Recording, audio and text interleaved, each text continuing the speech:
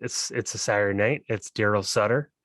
It's this hockey team that has, I think the Boudreaux bump is kind of come down a little bit, and that's totally fine. It's okay.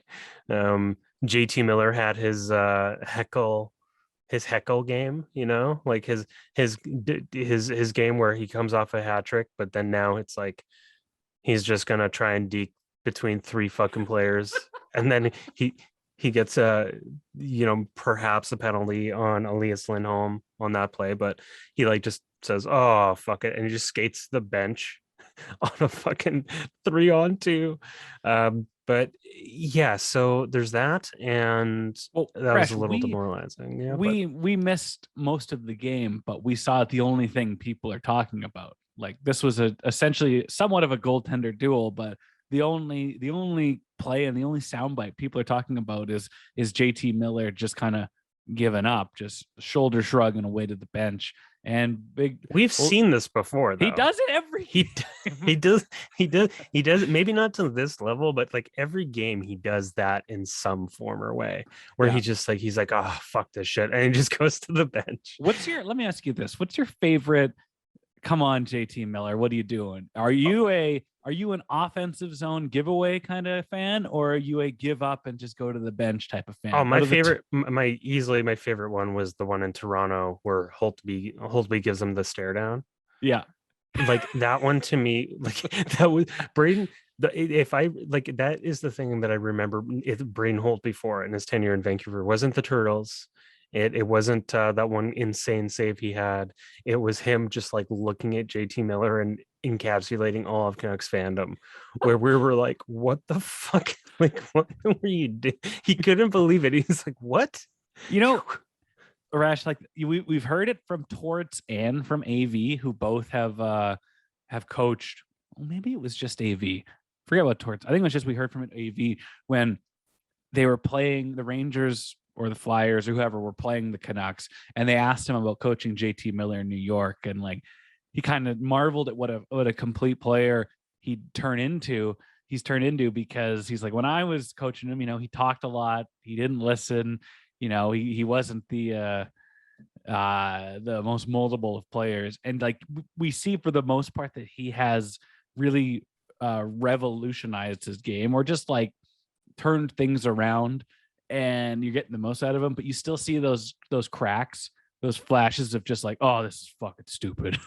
And like, I totally feel it. And yeah, it's especially hard for people on the West Coast to understand JT Miller's full career when, he's playing on the East Coast, he's playing in New York and Tampa.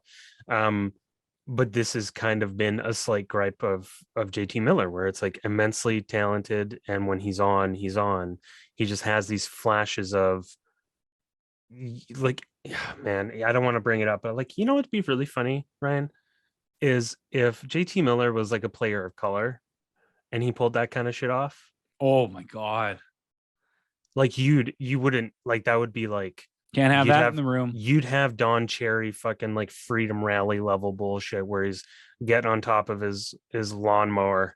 Mm-hmm. He's like, that is this JT Miller guy from Honduras. The province took away my driver's license, so I'm gonna have to take this John Deere onto the highway.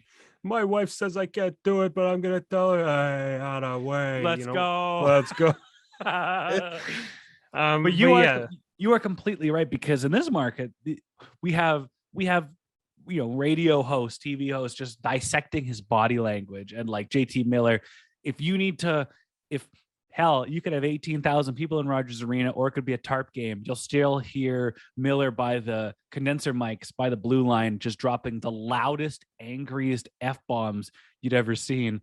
And for the most part, everyone's like, what body language? Don't know if it's up to snuff. We're not going to really worry about it too much, and I don't think it is an issue in any case. But yes, if he was a old POC, that'd be a much different. It would be a totally different conversation. But yeah. So from the game last night, it's like, listen, they play Chicago on tomorrow on Monday. Yeah, they play Nashville on Tuesday.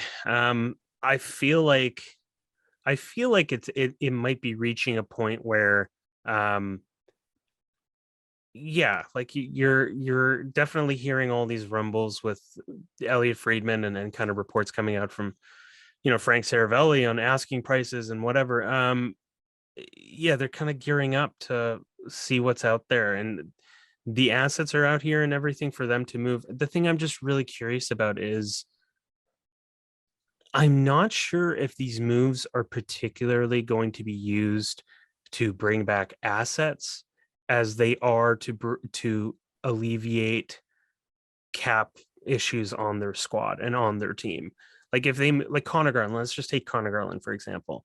Do I think they're going to move? Would I want, like, if Conor Garland was on the docket, would I want them to move Conor Garland for, um, a comparable young winger who's more straight line fast as opposed to kind of the shifty quickness that Conor Garland has? Because Conor Garland, like north to south, is actually surprisingly not the fastest player in the world. He's No. not, he's not Bure 99 speed, just afterburner go. And the one thing with Jim Rutherford is he just loves fast swingers, like Kasperi Kapanen. I keep bringing up. I'm like, just keep your eyes out peeled, guys. Like, if I'm just saying, like number 42, just that might be a thing. But in terms of assets they have, like moving like Garland, for a player and a prospect, yeah, maybe. I mean, I get it, but are they considering moving a player like Garland for like a pick and for the other team to like take, and this really sucks, but like take like the Pullman contract off their Oh, hands? And the crazy thing is that shit was just signed. well, they just traded and re-signed Connor Garland within like what, 8 months? Yeah. Like it's wild.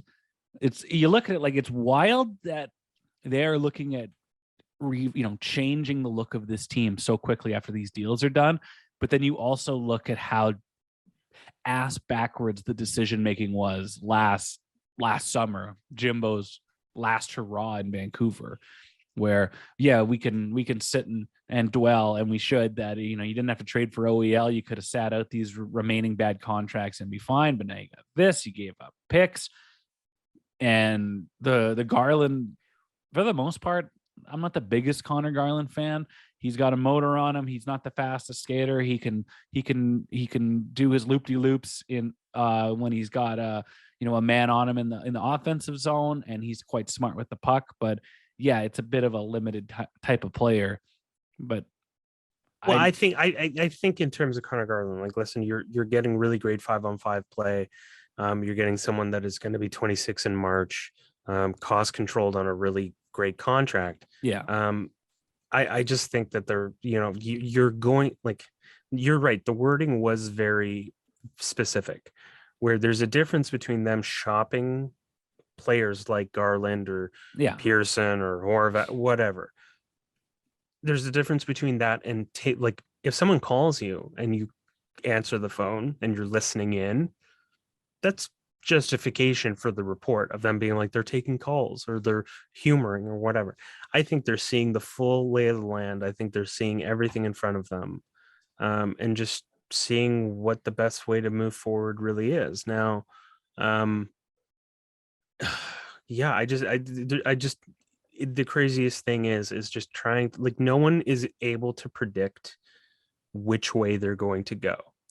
No one, even with past history of Jim Rutherford and Jim Rutherford led organizations and teams, like, no one knows what they're going to be doing or what they're thinking or what they're planning on doing, because this isn't like um Pittsburgh in a way where Jim Rutherford has a really adept ability